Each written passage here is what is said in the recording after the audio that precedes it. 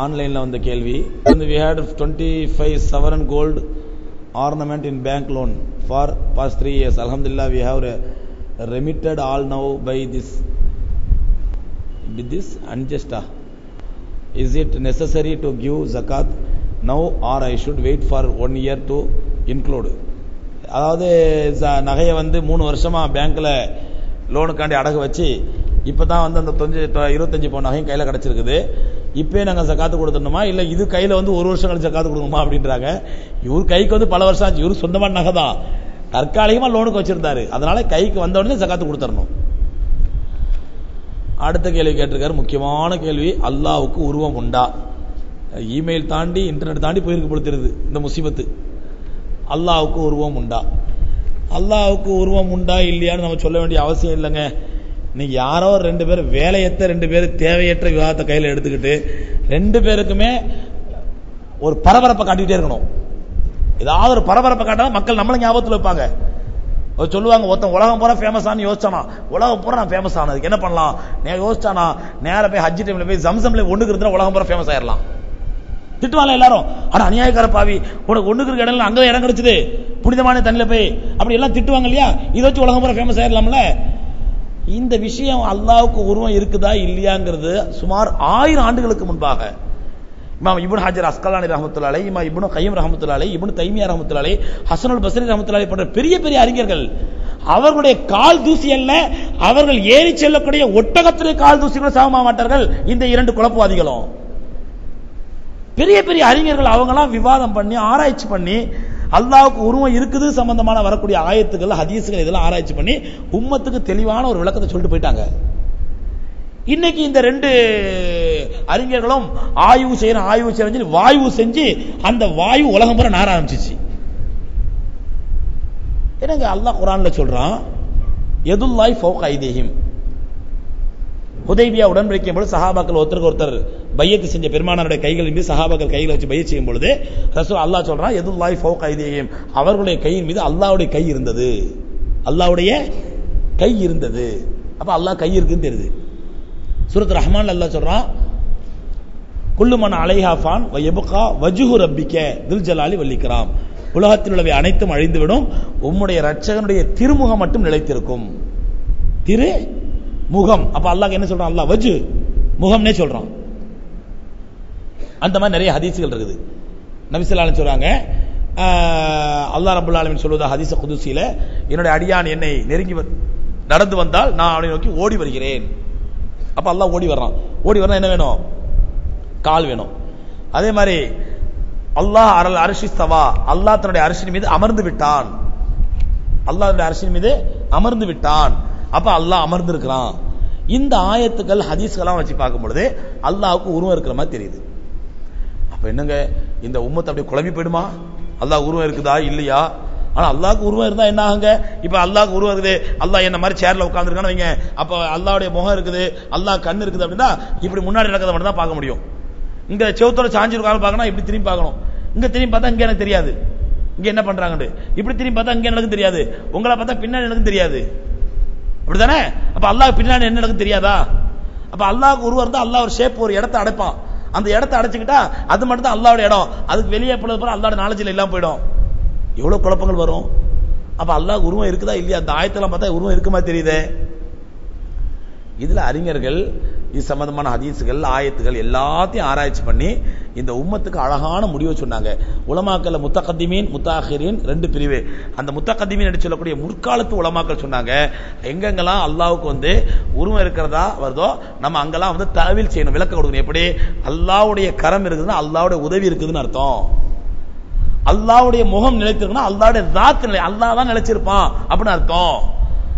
அல்லாஹ் ஓடி வருகிறான்னாக்கா காலால் தமுதம் ஓடி வரான்னு அர்த்தம் இல்ல, அல்லாஹ் நெருங்கி வருகிறான்னு அர்த்தம். ஆக அர்த்தம் கொடுத்து அந்த அர்த்த விளக்கங்களுக்கு மாற்றம் கொடுக்கணும், மாற்று விளக்கம் கொடுக்கணும் அப்படின்னாங்க. முத்தாஹிரீன் என்று சொல்லக்கூடிய சில உலமாக்கள் நல்ல இதோட தெளிவா சொன்னாங்க. என்னடா அல்லாஹ்க்கு முகம் இருக்குதுன்னு சொன்னா முகம்னே அர்த்தம் வைங்க, ஏன் இதுக்கு மாற்று அர்த்தம் கொடுக்குறீங்க? அல்லாஹ்க்கு முகம் இருக்குதா? முகம் இருக்குது. என்னங்க இது? அப்ப அல்லாஹ்க்கு உருவம் இருக்குதா? அழகா சொன்னாங்க, லஹு வஜ்ஹுன் லாக்க வஜ்ஹினா, அவனுக்கு முகம் இருக்கிறது நம்முடைய முகத்தை மாதிரி இல்ல. நம்முடைய முகம் மாதிரி இருந்தா தானே அல்லாஹ் பார்வை இவ்வளவு மட்டும் தான் இருக்கும், பின்னாடி எனக்கு தெரியாது. ஏன் உங்க முகம் மாதிரி கற்பனை பண்றீங்க? அல்லாஹ் முகம் இருக்குன்னு சொன்னா முகம் இருக்குது, ஆனா நம்ம முகத்தை மாதிரி அல்ல. லஹு ஐதின் லாக்க ஐதினா, அல்லாஹ்வுக்கு கை இருக்குதா? இருக்குது, நம்ம கை மாதிரி இல்ல. லஹு அர்ஜுலுன் லாக்க அர்ஜுலினா, அல்லாஹ்வுக்கு கால் இருக்குதா? இருக்கு, நம்புங்க, ஆனா நம்ம கால் மாதிரி இல்ல. அப்படியா? அப்ப யார் முகம் மாதிரி? நம்ம முகம் மாதிரி இல்ல. அப்ப எந்த மாதிரி இருக்கும் அல்லாஹ்வுடைய முகம்? அல்லாஹ்வுடைய கை எப்படி இருக்கும்? அல்லாஹ்வுடைய கால் எப்படி இருக்கும்? அதுக்கே அவசரப்படுறீங்க. பெருமானா ஸல்லல்லாஹு அலைஹி சொல்றாங்க, இன்னக்கும் சதரவுன ரப்பக்கும் கமா தரவுனல் கமர லைலத்துல் பத்ரி, நீங்கள் 14ஆம் இரவு பௌர்ணமி இரவிலே எப்படி முழு சந்திரனை பார்க்கிறீர்களோ அது போன்று உங்கள் ரப்பை பார்ப்பீர்கள் நபி ஸல்லல்லாஹு அலைஹி சொல்லிட்டாங்க. அப்ப பார்த்து தெரிஞ்சுக்கலாம் அல்லாஹ்வுடைய முகம் எப்படி இருக்குன்னு. இப்ப நமக்கு என்ன அவசரம் அல்லாஹ்வுடைய முகம் எப்படி இருக்குன்னு சொல்லி தெரிஞ்சு என்ன பண்ண போறோம்?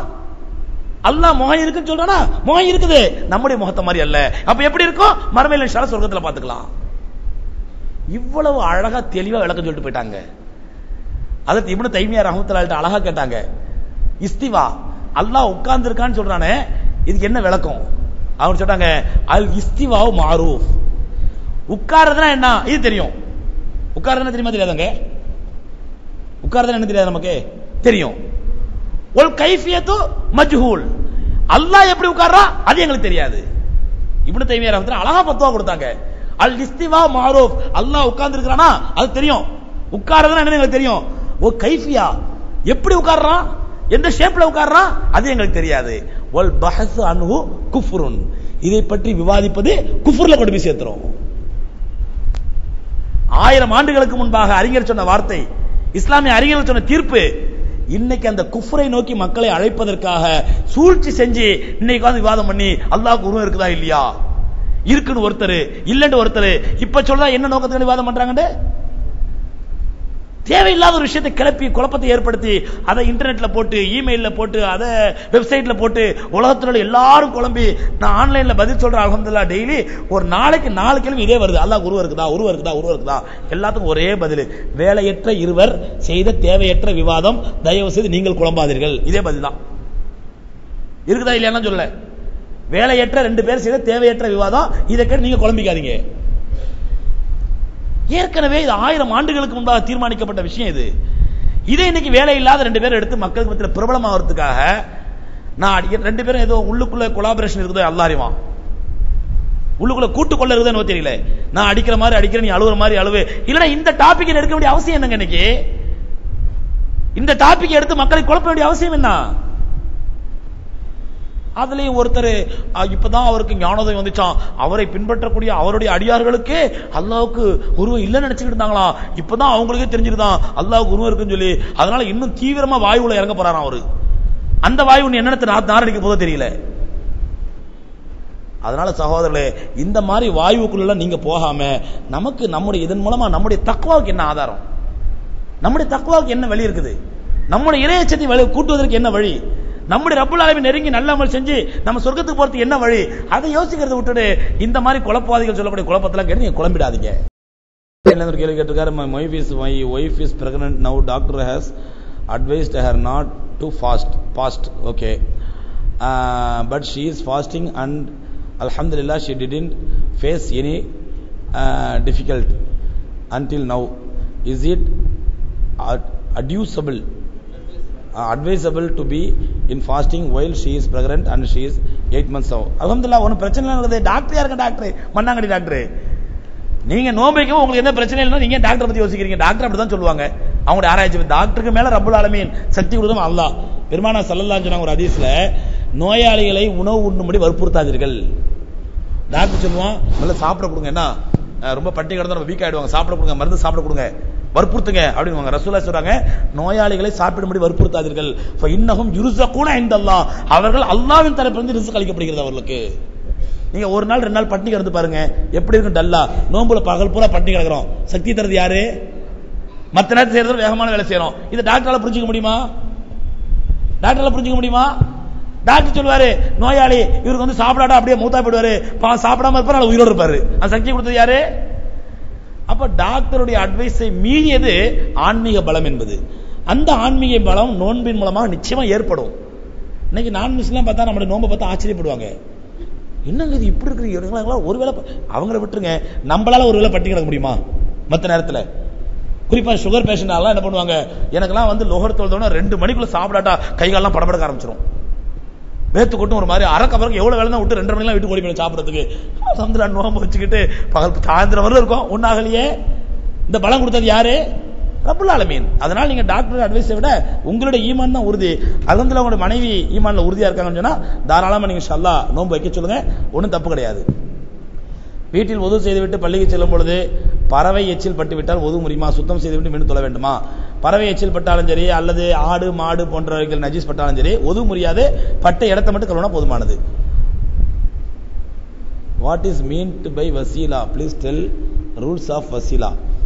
வசீலானா என்னன்னு கேட்டிருக்காரு. வசீலா அமல்களை வைத்து உங்களுடைய அமலை வச்சு, அல்லாஹ் நான் இந்த அமலை செஞ்சிருக்கேன், இந்த அமலை கபூல் செய்து என்னுடைய காரியத்தை நிறைவேற்று அப்படின்னு கேட்கறது தான் வசீலா. அமல்களை வச்சு வசீலா செய்யலாம். அவுலியாக்களை வச்சு நல்லடியார்களை வச்சு வசீலா செய்வது மார்க்கத்தில் அனுமதி இல்லை. சந்தேகம் தான் கேளுங்க. ஆனால் அவர் இந்திய அரசாங்க சட்டத்திற்கு கீழ் நான் வாழ்வதால் கடன் வாங்காமல் இருக்க முடியாது என்று கூறுகிறார். இவர் இன்றைக்கு பள்ளிக்கு வந்திருக்கிறார், தயவு செய்து விளக்கவும். நல்லா புரிஞ்சுங்க, அல்லாஹ் ரப்பல் ஆலமீன் மறுமையில அல்லாஹ்வுடைய மார்க்கத்தை பின்பற்றினா கேட்பானே தவிர நீ இந்திய கவர்மெண்ட் கீழ இருந்தியா இங்கிலாந்து கவர்மெண்ட் கீழ இருந்தா அல்லாஹ் கேட்க மாட்டான். இந்திய கவர்மெண்ட் கீழ இருந்தா வட்டி வாங்கணும் ஏதாவது சட்டம் இருக்குதா? சட்டம் இருக்குதா ஏதாவது? அதனால தூஹீன சாஹித்த பாத்தே ஹசாருங்க, உங்களுக்கே விருப்பம் இல்லை என்றால் 1000 சாக்கு போக்கள் சொல்லலாம். இங்க நண்பருடைய வாயை அடைக்கிறதுக்கான சாக்கு சொல்லிடலாம், நாளைக்கு அல்லாஹ்வுடைய வாயை அடைக்க முடியாது. அல்லாஹ்க்கு முன்னாடி கேட்கும்போது அல்லாஹ் கடுமையான தண்டனை சொல்றான். ஃபாதனு பி ஹர்பி மினல்லாஹி வ ரசூலிஹி, அல்லாஹ்வுடனும் அல்லாஹ் ரசூல் போர் செய்வதற்கு ஆயத்தமாகங்கள்ங்கறான். அவ்வளவு கொடூரமான பாவம். அதனால கொஞ்சம் கொஞ்சமா வேகத்தா பார்க்கணும். இந்த நண்பருடைய வாயை அடைச்ச மாதிரி அல்லாஹ்வுடைய வாயை அடைக்க முடியாது. கேளுங்க. அஸ்ஸலாமு அலைக்கும் வரஹ்மத்துல்லாஹி வபரகாத்துஹு. அல்லாஹ் வந்து குர்ஆன்ல சொல்றான், இந்த மக்களை வந்து ஒருவர் விளங்குறதுக்காக பல கோத்திரங்களாக உருவாக்கணும்ங்கறான். சரி. அவங்களை நல்வழிப்படுத்துறதுக்காக அவங்களிடே மனிதர்களிடையே வந்து நபிமார்களை ஏற்படுத்தணும் அப்படின்னு சொல்றான். ஆனால் 2வது அத்தியாயத்து 102வது வசனத்தில் வந்து ஹாரூத் மாரூத் 2 மலக்குகள் வந்து இறங்கி, அது பெரிய சம்பவம். ஆனால் வந்து அப்போ மலக்குகளும் வந்து தூதராக இருந்திருக்காங்களா மனிதர்களுக்கு அப்படின்னு சொல்றாங்க. அதாவது மலக்குமார்களை வந்து அல்லாஹ் சூரத்துல் பக்ரால 102வது வசனத்தில்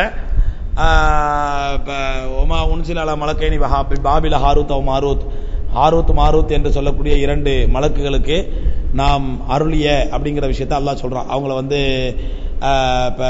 சூனியத்தை கற்றுக் கொடுத்தார்கள். ஒமா கஃபர சுலைமானு ஒலா கிண்ண, அதாவது மலக்கு சுலைமான் அலைஹிஸ்ஸலாத்துக்கு அனுப்பப்பட்ட அந்த மலக்குகள் காஃபிராகவில்லை, சூனியம் வைக்கல. அப்படியே சூனியத்தில் வரலாறு அந்த 102வது வசனத்தில் அல்லாஹ் சொல்றான். இது வந்து பாபிலோன்ங்கிற ஊரில் நடந்த ஒரு சம்பவத்தை பத்தி அல்லாஹ் குறிப்பிடுறான். இதுலயும் என்ன குழப்பம் அப்படின்னு சொன்னா, அந்த ஹாரூத் மாரூத் என்று சொல்லக்கூடிய 2 பேரும் மலக்குகள் அல்லாஹ் சொல்றான். மலக்குகள் அல்லாஹ் சொல்றான். அத ஒருத்தர் வந்து அவர் எழுதின தஃசீர்ல மட்டும் என்ன சொன்னாரு, அவங்க 2 பேரும் மலக்கு இல்ல இப்லி சைத்தான் அப்படின்ட்டாரு.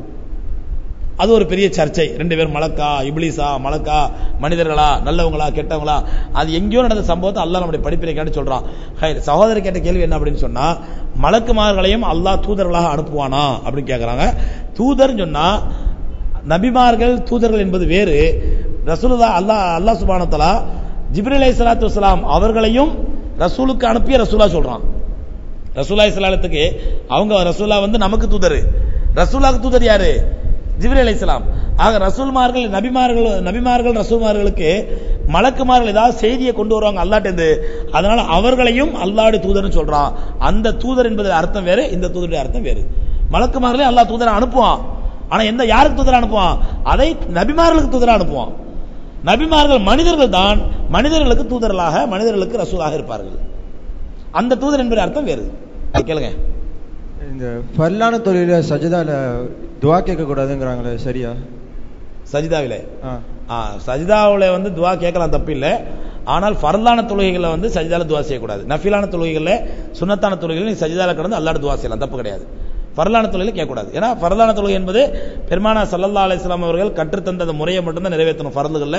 அதுல எக்ஸ்ட்ரா ஆர்டினரியா அதிகமாக கேட்கறது நமக்கு ரைட்ஸ் கிடையாது. ஸோ நீங்க வந்து ஃபர்லான தொழுகைகள்ல வந்து முழுக்க பெருமானார் ஸல்லல்லாஹு அலைஹி வஸல்லம் முறைப்படி தான் நிறைவேற்றணும். சுன்னத்தான தொழுகை நஃபிலான தொழுகை அப்படி அல்ல. அதுல வந்து ரசூலுல்லாஹி ஸல்லல்லாஹு அலைஹி வஸல்லம் சில சமயம் துஆ கேட்டிருக்காங்க, அவங்களும் சுன்னத்தான தொழுகை துஆ கேட்டிருக்காங்க. அதனால நம்மளும் சுன்னத்தான நஃபிலான தொழுகையில மட்டும் தான் துஆ கேட்கலாம், ஃபர்லான தொழுகை துஆ கேட்கக்கூடாது. அஸ்ஸலாமு அலைக்கும். வலைக்கும் ஸலாம். ஜக்காத் வந்து மாற்று மதத்தாருக்கு கொடுக்கக்கூடாது. ஆமா. இப்போ ஒருத்தர் வந்து மாற்று மதத்தார் வந்து முஸ்லீமா மாறிடுறாரு. இப்போ நம்ம அவருக்கு வந்து ஜக்காத் கொடுத்துட்றோம். ஒரு 50,000 அவர் கஷ்டப்படுறாரு, 50,000 கொடுத்துட்றோம். அவர் வந்து சில வருடம் கழித்து மறுபடியும் மாற்று மதத்துக்கே போயிடுறாரு. நம்ம ஜக்காத் வந்து முஸ்லீம்களுக்கு தான் செல்லுபடி ஆகும். அப்போ நான் வந்து ரெண்டாவது அந்த 50,000 வேற யாருக்கா கொடுக்கணுமா? அவர் கொடுத்ததியா? ஆமா, அவர் கொடுத்தது மறுபடியும் அவர் வந்து மாறிட்டாரு. தேவையில்லை. சப்போஸ் இது எக்ஸாம்பிள் கேள்வி தான். அந்த நேரம் கொடுக்கும்போது அவர் முஸ்லீமா இருந்தா போதுமானது. அவர் மாறினதுனால என் தக்காத்து நிறைவேறாதோ திரும்ப இன்னொரு தடவை கொடுக்கணுமோ அப்படி அவசியம் இல்லை. ஜஸாக்கல்லாஹ். இங்க யாரை கேட்டாங்க பாருங்க. அஸ்ஸலாமு அலைக்கும். அஸ்ஸலாம். தராவி தொழுகை 20 ரக்காத் தொழுவது ஒரு சுன்னத்தான தொழுகை.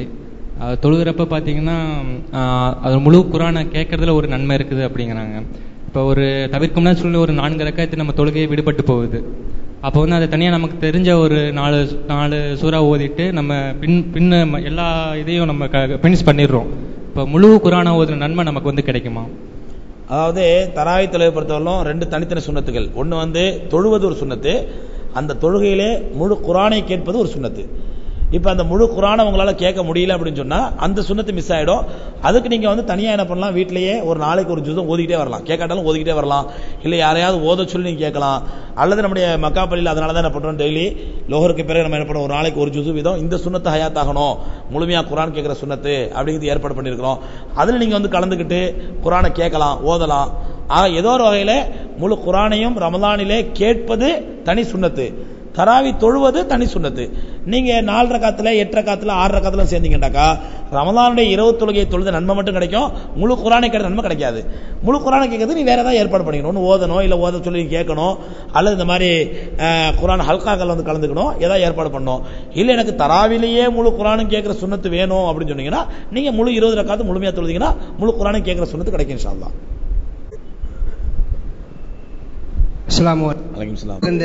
சஜதாவிற்கு செல்லும் பொழுது ருக்குவுடைய நிலையிலிருந்து சஜதாவுக்கு போறீங்க இல்லையா, அப்போ முதலில் கையை வைக்க வேண்டுமா இல்ல இரு முட்டங்காலை வைக்க வேண்டுமா?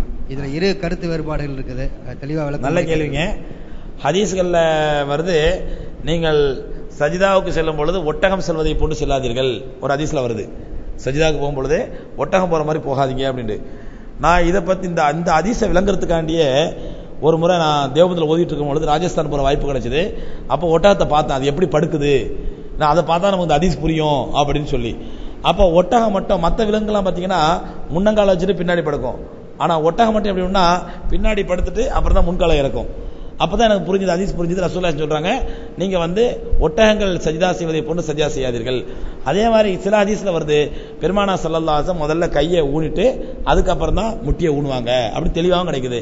அப்ப அந்த அடிப்படையில் நீங்கள் சஜிதா போகும்போது முதல்ல கையை வச்சிடணும், அதுக்கப்புறம் தான் நீங்கள் முட்டியை வைக்கணும். அதான் ரசூலுல்லாஹி ஸல்லல்லாஹு அலைஹி வஸல்லம் சொன்னது. சில அறிஞர்களுக்கு மாற்றமாகவும் சொல்றாங்க, நீங்க காலை வச்சுட்டு தான் கையை வைக்கணும்னு சொல்லி. ஆனால் பெரும்பாலான இமாம் ஷாஃபி ரஹ்மத்துல்லாஹி, அபூ ஹனீஃபா ரஹ்மத்துல்லாஹி மாதிரி பெரியபாலான அறிஞர்கள் முதல்ல கையை வைக்கணும் அப்புறம் தான் காலை வைக்கணும்னு சொல்றாங்க. அஸ்ஸலாமு அலைக்கும். வலைக்கும் ஸலாம். அவங்க போனாங்க, மூசா அலைஹிஸ்ஸலாம் பரப்பதற்காக போனார்கள். அங்க அவர்கள் அல்லாஹ்வை கண்டார்களா? எங்க தூர்சினாமலையில் அல்லாஹ் பார்த்தாங்கன்னு கேக்குறீங்களா? சரி, இது ஒரு விவாதமாக்கிடலாம். அப்போ மூசா அலைஹிஸ்ஸலாம் அல்லாஹ் பார்த்தாங்களா இல்லையா அப்படின்னு சொல்லி. மூசா அலைஹிஸ்ஸலாம் தூர்சினாமலைக்கு போறாங்க அல்லாஹ் பார்க்கறதுக்காண்டி. அப்ப அல்லாஹ் சொல்றான், நீங்க வந்து என்னை ஒருபோதும் பார்க்க முடியாது, நான் என்னுடைய தஜல்லியை, என்னுடைய ஒளியை, என்னுடைய சக்தியை இந்த மலையின் மீது செலுத்துகின்றேன். சினாய் மலை இப்போ வந்து ஈஜிப்தில் சூயஸ் கால்வாய் பக்கத்தில் இருக்குது சினாய் மலை. அந்த சூயஸ் கால்வாய்க்கு நம்ம எல்லாம் கேள்விப்பட்டிருப்போம். எகிப்தில் ஆப்பிரிக்கா கண்டத்துக்கும் ஆசியா கண்டத்துக்கும் இடையில உள்ள அந்த கணவாய். எகிப்திலிருந்து நீங்க இதுக்கு போகணும்னு சொன்னா, ஜோர்டானுக்கு போகணும்னு சொன்னா சூயஸ் கால்வாய் தாண்டி தான் போனோம். நாங்கள் போகும்போது அப்படிதான் போனோம். அதாவது சூயஸ் கால்வாய்க்கு கீழே அண்டர் கிரவுண்ட்லயே பாதை போட்டிருக்காங்க. நாங்கள் இதெல்லாம் பார்க்கணுங்கிறதுக்காண்டி எகிப்திலிருந்து ஜோர்டானுக்கு பை ரோடு போனோம். அந்த சினாய் பகுதியெல்லாம் பார்க்கணுங்கிறதுக்காண்டி. அந்த சூயஸ் கால்வாய்க்கு பக்கத்தில் தான் சினாய் மலை இருக்குது. அந்த மலையின் மீது அல்லாஹ் சொன்னா, இந்த தூர்சினாய் மலை மீது என்னுடைய தஜலியை செலுத்துகின்றேன், அது வந்து ஸ்ட்ராங்கா இருந்துச்சுன்னா அதுக்கப்புறம் நீங்க என்ன பார்க்கலாம் அப்படின்னா. உடனே மூசா அலைஹிஸ்ஸலாம் ஒத்துக்கிட்டாங்க. உடனே அல்லாஹ் ரப்பல் ஆலமீன் தன்னுடைய தஜல்லியை அந்த தூர்சினாய் மலையின் மீது செலுத்தினால் அந்த சினாய் மலை வெடித்து சுக்குநூறா செஞ்சு போச்சு. ஹர்ர மூசா சைகா, மூசா அலைஹிஸ்ஸலாம் அப்படியே குப்புற விழுந்துட்டாங்க மயக்கத்துல. மயக்கடிச்சு குப்புற விழுந்துட்டாங்க, அல்லாஹ்வுடைய ஒளியை பார்க்க முடியாமல். இதுதான் தூர்சினா மலையில மூசா அலைஹிஸ்ஸலாத்துக்கு அல்லாஹ்க்கு நடந்த சம்பவம். பெரும்பாலும் நெருக்கிறது இல்ல, கொஞ்சம் இடைவெளி விட்டு தான் எல்லாரும் நிற்கிறாங்க. அது சரியா? நெருக்கத்திற்கான கரெக்டான வறுமுறை?